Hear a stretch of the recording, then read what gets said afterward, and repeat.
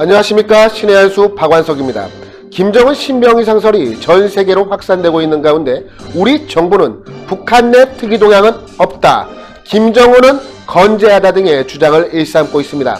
그런데 말입니다. 매우 특이한 동향이 발견되었는데요. 김정은의 후계로 김여정을 공식화하겠다는 움직임이 바로 그것입니다. 아니, 나이도 젊은 놈이 웬 후계자 타령이야? 이렇게 생각하실 수도 있겠는데요. 후계자를 지목해야 할 정도로 매우 상황이 좋지 않다는 반증 아니겠습니까? 이와 관련된 소식 우동균 기자가 준비했습니다. 안녕하십니까? 안녕하세요. 아니, 김여정이를 공식적인 후계자로 지목하려고 하는 움직임이 발생을 했다고 하는데 도대체 어떻게 된 내용인가요? 사실 납득하기가 어려운 부분이죠. 왜? 김정은은 아직 젊지 않습니까? 젊은 나이인데 벌써부터 후계자로 정하겠다. 심지어 본인의 자식도 아니고 본인의 여동생을 후계자로 삼겠다. 지금 이런 분석이 나오고 있는데요. 그만큼 지금 김정은의 상태가 경각에 달려있다는 어떤 지적 아니겠습니까? 본인이 멀쩡하다면 굳이 지금 당장 급하게 후계자를 세울 일이 없는데 왜 지금 여동생을 후계자로 앉혀야 되는 것일까? 혹시 자기에게 지금 주어진 시간이 짧기 때문에 그런 것은 아닌가? 라는 지적들이 나오고 있습니다. 이거요, 단순히 저희가 소설로 지어낸 얘기가 아닙니다. 이게 딴 데도 아니고 국회 입법조사처의 보고서에 나온 내용입니다. 김정은, 김여정을 후계자로 지목할 수도 있다라는 그 대목 자세히 전달하겠습니다. 국회 입법조사처에서요, 최근에 이런 보고서를 냈다고 합니다. 북한 당 정치국 회의와 최고인민회의 제14기 제3차 회의 분석과 시사점이라는 내용인데요. 다시 말해서 최근에 열린 당 정치국 회의 그리고 최고인민회의 과정에서의 내용, 이거를 분석해 본 것이죠. 여기에 따르면은 이번에 김여정이 정치국 후보위원으로 재임명되었다는 거 아닙니까? 이 김여정 같은 경우는요, 그 지난날 그 하노이 회담이 결렬되고 나서 거기에 대한 책임으로 정치국 후보위원직을 잃었었는데 이거를 이번에 정치국 회의를 하면서 다시 되찾은 것입니다. 그런데 지금 김여정에게 당 중앙이라는 지위가 지금 부여됐다는 건데요.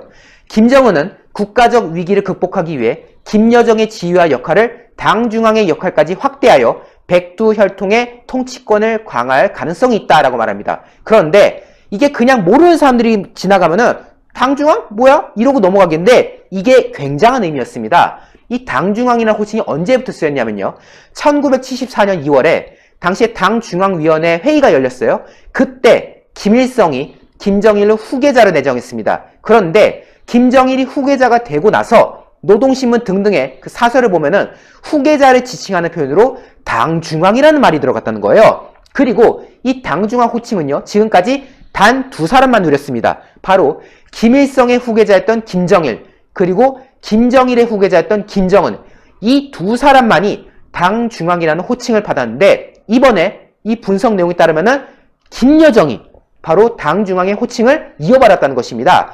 김정일, 김정은, 그리고 김여정. 결국 백두혈통이라고 자기들은 말하는 그 김여정을 김정은의 공식 후계자로 내세워서 체제 안정을 꾀하려는 거 아니냐라는 분석을 할 수밖에 없는 것입니다. 결과적으로 당 중앙회의라는 호칭을 김여정에게 부여함으로써 나 다음은 김여정이다 라고 지금 시그널을 준 거 아니겠습니까? 실제로 김여정은 최근에 굉장히 활발한 활동을 이어왔습니다.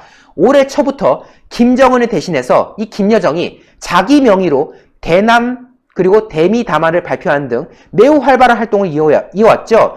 사실 대남과 관련된 메시지 그리고 미국과 관련된 메시지 이런 것들은 김정은의 몫인 건데 이거를 김여정이 단순히 대신한 것도 아니고 자기 이름으로 발표를 했다는 거예요. 그 자체만 해도 엄청난 지금 역할을 부여받은 것이다. 잇따라 이러한 것들을 하면서 자신의 지위를 지도자급 반열에 지금 올렸다라는 지적도 나오고 있는 상황인데요. 여기에 대해서 이런 말들이 나옵니다.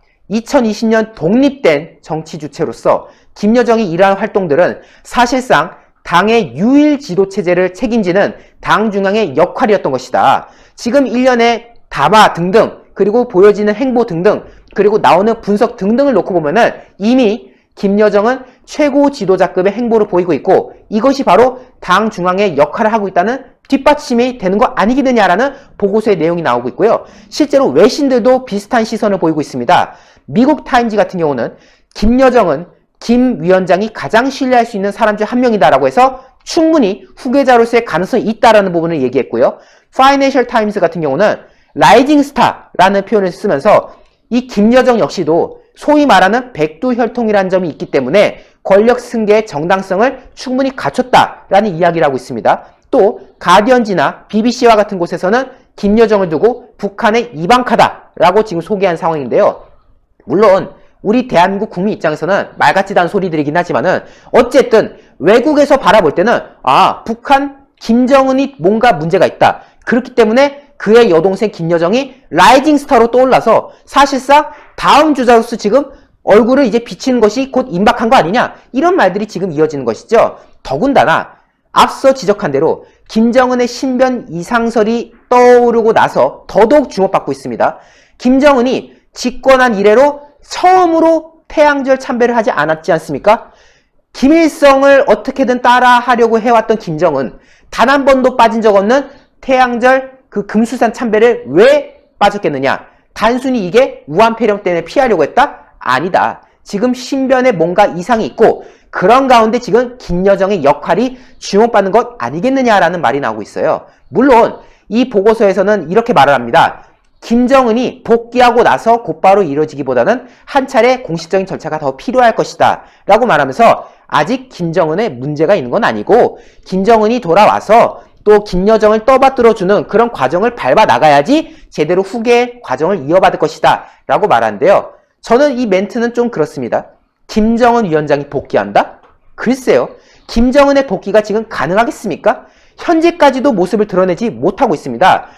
지금 정부 분석에서는 특이 동향이 없다, 승마를 탔다, 이런 말도 나오지만은 한간에는 김정은이 지금 대역을 이용하고 있다는 말도 나오고 있지 않습니까? 심지어 노동신문 같은 곳에서 김정은의 동향을 말하고 있지만은 사진을 올리지 않고 있는 그런 상황도 수상합니다. 어쨌든 많은 전문가들도 이제는 김정은 신변에 문제가 있다라고 지적한 상황에서 현재까지 모습을 드러내고 있지 않는 상황을 우리가 예의주시해야 되는 것이고요. 결국 젊은 나이에 김정은이 왜 굳이 벌써부터 자기 여동생을 후계자로 지목하는 것이냐. 상식적인 생각을 가지면은 아직 나이도 창창하니까 한참 좀 있다가 자기 아들이 장성하면은 그때 자기 아들을 후계자로 지목하면 되는 거거든요. 그런데 왜 굳이 자기 여동생을 내세우겠느냐. 이것은 곧 김정은의 생명이 당장 경각에 달려있기 때문에, 즉 자신이 당장 오늘 내일하는 상황인 거고 그 미래를 지금 내다볼 수 없는 상황. 다시 말해서 자기가 지금 후계를 정해놓지 않으면은 그 다음에 어떤 일이 벌어질지 모르겠다는 그 불안감 때문에 자기가 신뢰하는 여동생을 지금 후계자로 앉히는 거 아니냐, 이런 지적이 나오는 그런 상황인 것입니다. 어쨌든 북한 상황 매우 심각한 것 같습니다. 물론 민주당의 누구 말대로 짠! 하고 나타날 수도 있겠지만은 김여정을 당장 후계자로 세우려는 이 일련의 과정은 단순히 지금 김정은의 생사 여부를 떠나서 그만큼 지금 김정은의 건강이 위태위태하다는 것이다. 그동안 여러 일들이 있었지 않습니까? 수술을 받은 적도 있고 다른 보도에 따르면은 이미 몇 년 전에 한번 앓은 적도 있다. 그래서 그 당시에 어떤 건강상의 문제가 있었다, 이런 말들도 나온 만큼 이번 사태 우리가 심상치 않게 봐야 될 것 같고요. 김여정의 후계 그리고 그로 인한 북한의 변화, 이런 모습들도 우리가 예의주시해야 될 것 같습니다. 예, 오늘 말씀 감사합니다. 김여정이가 후계자로 공식 지명이 된다면 이는 말 그대로 일대 사건임에 분명합니다. 왜냐하면 김정은에게는 이미 3명의 자녀가 있기 때문인데요. 만약 정상적인 상황이라면 후계자는 자신의 자녀 중 한 명에게, 그리고 그 후견인은 바로 이 김여정으로 삼는 것이 상식적이지 않겠습니까?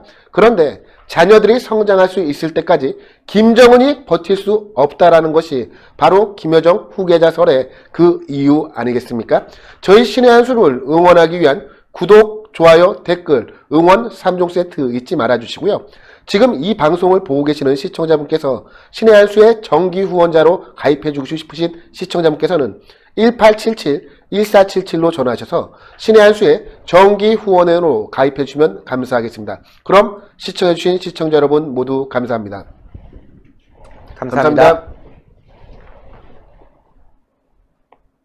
저희가 소개시켜드리는 이 구존녹용 제품은 의약품이 아닌 시청자분들의 건강을 보조해드릴 수 있는 건강보조식품이라는 점을 먼저 말씀드리도록 하겠습니다.